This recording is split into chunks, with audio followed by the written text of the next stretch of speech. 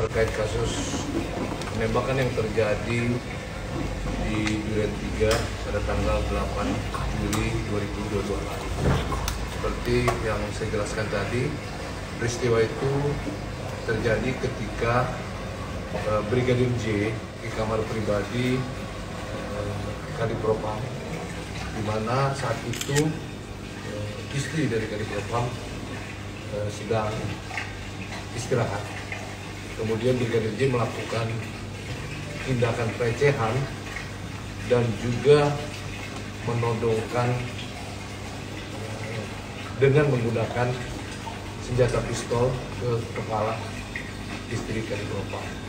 Sontak seketika Ibu Kadipropam berteriak dan berteriak minta tolong. Akibat teriakan tersebut, Brigadir J panik dan keluar dari kamar. Kemudian mendengar teriakan dari ibu, maka Barada E yang saat itu berada di lantai atas menghampiri ya, dari atas tangga yang kurang lebih jaraknya dengan Brigadir J kurang lebih 10 meter, bertanya ada apa, namun direspon dengan tembakan yang dilakukan oleh Brigadir J. Akibat tembakan tersebut terjadilah saling tembak dan berakibat Brigadir J meninggal dunia. Dari hasil olah TKP dan pemeriksaan keterangan saksi dan alat bukti di TKP, ada 7 proyektil yang dikeluarkan dari Brigadir J dan 5 proyektil yang dikeluarkan dari Brigadir J. Kami sampaikan bahwa saat ini Brigadir J jenazahnya sudah dibawa kembali ke keluarganya, dan tentu proses lanjut untuk mengetahui kasus ini terus berjalan. Kasus ini ditangani oleh Polres Jakarta Selatan. Perlu kami sampaikan bahwa tindakan yang dilakukan oleh Barada E adalah tindakan untuk melindungi diri dan untuk melindungi diri ya, karena ancaman daripada Brigadir J itu sendiri ya. Kemudian yang perlu kami sampaikan, setelah kejadian saat itu Kadipropam tidak berada di rumah.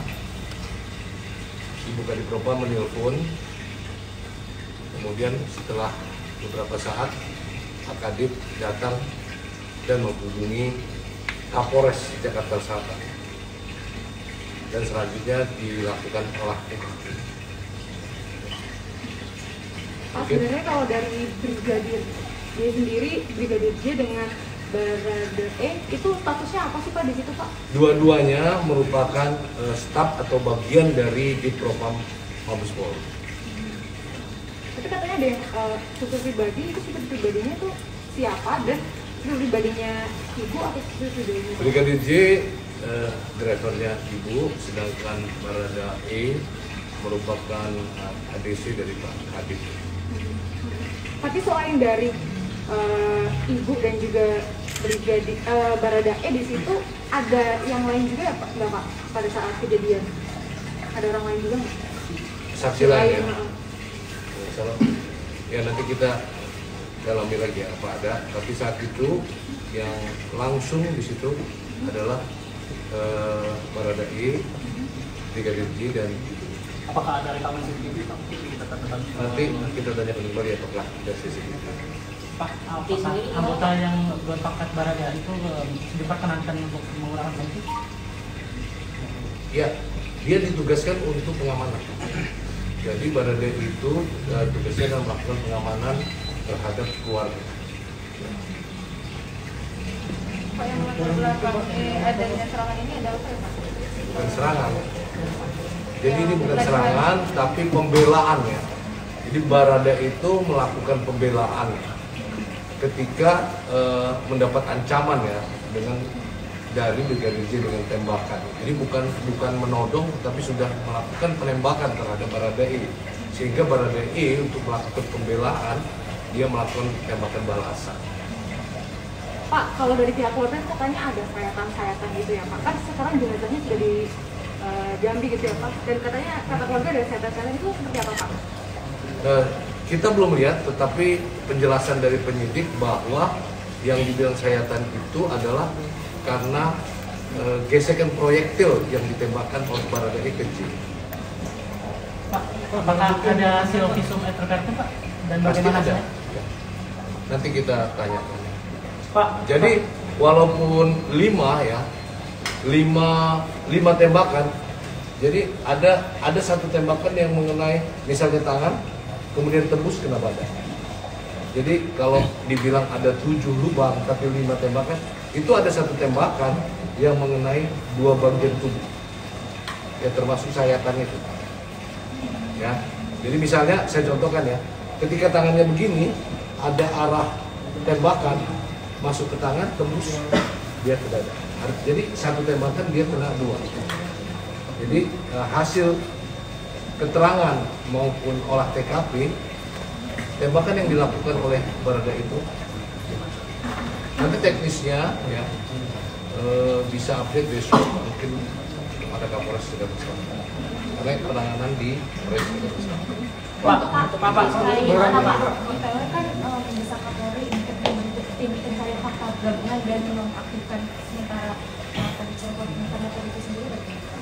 Yang jelas ya, tanpa didesak pun ya, kewajiban Polri menangani setiap kasus yang terjadi. Ya, jadi itu merupakan kewajiban bagi Polri menangani setiap adanya kejadian. Pak, terkait dengan Pak Kades Novan itu mana ya Pak perginya Pak? Perginya kemana? Nggak ada di rumah tuh kemana? Yang jelas tidak berada di rumah. Iya itu sedang apa? Lagi ada apa Pak? Ada agenda atau apa? Ya Kan pasti ada kan? keluar rumah. Awalnya kan ini kan tes PCR ya katanya. Oh udah tes PCR Ya, dulu. tes PCR. Itu ada ini Pak, dalam rangka apa ya Pak? Dalam rangka apa tes PCR-nya? Nanti kita tanya. Yang jelas pada saat kejadian beliau tidak berada di rumah. Beliau mengetahui kejadian setelah terjadi penembakan, yang menelpon adalah istri beliau. Kemudian ketika beliau menerima telepon, beliau menghubungi Kapolres Jakarta Selatan untuk olah TKP di. Jadi belum tahu ya kenapa di rumah? Belum tahu. Ya, tadi sudah bilang tes PCR. Iya itu dalam rangkanya belum tahu kan dalam rangka apa? Ya, Belum nanti tahu. kita tanya. Pak, itu sebenarnya bisa dijelaskan lagi nggak Pak secara detail? Maksudnya untuk meninggalnya atau kejadiannya itu di mana? Apakah ada yang bilang di kamar, ada yang katanya di teras rumah? Di luar kamar. Di luar kamar. Ya, dipastikan di luar kamar. Karena kejadiannya itu Brigadir J ada di depan kamar, kemudian Baradae di lantai 2. Jarak antara Brigadir J dengan Baradae itu antara 10 sampai 12 meter. Berarti beda lantai ya Pak? Beda. Oh. Jadi pada saat itu Baradae ada di atas. Berarti rumahnya 2 lantai Pak? Ya, Untuk saat ini berarti alat buktinya ada apa aja Pak? pasti Barang alat bukti. bukti ada. Ya. Barang buktinya Ya, yang yang sudah jelas ditemukan. adanya proyektil, ya mungkin percikan darah segala macam, pasti barang bukti ya. Pak, penegasan aja Pak untuk permintaan dari IPW tadi soal TGPF dan penonaktifan Pak Kadif Propam sendiri, apakah Polri sendiri akan melakukan itu? Kita membuat TGPF. Saya ulang ya, tadi saya sudah jelaskan ya, bahwa kewajiban Polri menangani kasus tanpa didesak-desak. Ya. Berarti belum ada tanggapan Pak soal Kan sudah saya tanggapi ya. Jadi kasus ini tidak mungkin didiamkan oleh Polri, pasti akan dicari, ditelusuri penyebab. Ya. Ya kalau motif Baradae melakukan penembakan karena membela diri, ya ketika dia mendapat ancaman dari Brigadir J, bukan ancaman penodongan saja, tapi dengan tembakan, ya tentu dia akan melindungi dirinya. Jadi untuk memastikan dulu Pak Kaitan ini berarti berdasarkan dari Hasil olah TKP. Jadi hasil olah TKP, ya, dan bukti-bukti yang ada di lapangan, hayatan itu diperkirakan hasil tembakan, jadi gesekan dari proyektil. Oke, gesekan proyektil ya. Gesekan proyektil yang ditembakkan dari Baradae itu brigadir. Bukan karena ketelin ada gesekan. Bukan. Ada berapa luka tembak Pak? Kalau luka tembaknya ada 7, ya. Luka tembaknya 7, tetapi ada satu tembakan yang bisa mengenai dua bagian. Seperti contoh, ketika dia tembakan tangan, dia tembus dulu. Berarti sebenarnya melakukan berapa kali tembakan? 5 kali tembakan. 5 kali. Tapi ada 7 luka tembak. 7 luka tembak. Pak, 7 luka tembak masuk dan 6 keluar. Terus dibalas dengan berapa tembakan Pak? 7 kali tembakan. Kalau Brigadir J sendiri melakukan berapa tembakan pada saat itu? 7, ya saya ulangi 7. Sedangkan dia membalas dengan 5. 7 dan 5 ya Pak. 7 dan 5. Jadi 5 itu dari Baradae. Jadi yang nembak terus-terusan itu adalah Brigadir J. Berarti pada saat melakukan baku tembak itu ibu lagi di mana Pak? Di dalam kamar. Dalam kamar. Jadi ketika berteriak, ya, Brigadir J keluar. Nah, teriakan itu kan didengar oleh ya Baradae keluar. Ada apa bang? Dijawab, bukan dijawab tapi direspon dengan tembak. Oke, hingga saat ini Baradae statusnya sebagai apa Pak? Apakah masih sebagai dia atau seperti apa? Saat ini ya kita masih lakukan pemeriksaan. Statusnya kita belum. Untuk Baradae Karena posisinya adalah siapapun ya yang mendapat ancaman seperti itu pasti akan melakukan pembelaan. Ya. Jadi bukannya melakukan perbuatan karena motif lain, motifnya adalah membela diri dan membela ibu.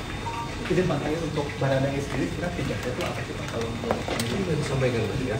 Dia ditugaskan untuk keamanan Pak Kadif dan kemarin. Jadi memang sebenarnya seperti itu. Kalau tujuan Brigadir J di lokasi apa Pak? Apa dulu Pak? Sudah almarhum. Ya. Tapi saya juga sampaikan tindakan yang dilakukan adalah melakukan pelecehan dan menodong. Amin kira-kira.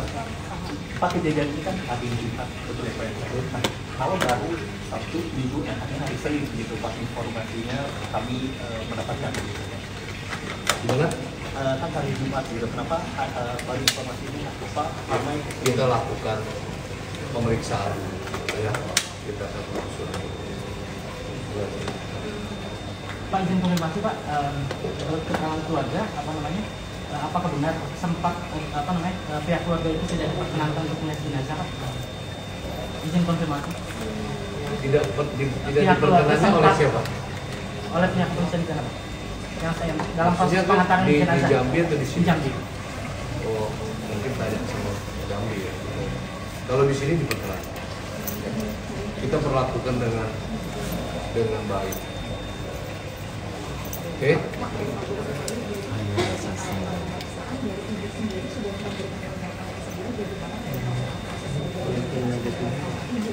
Ya, jadi hasil olah TKP dan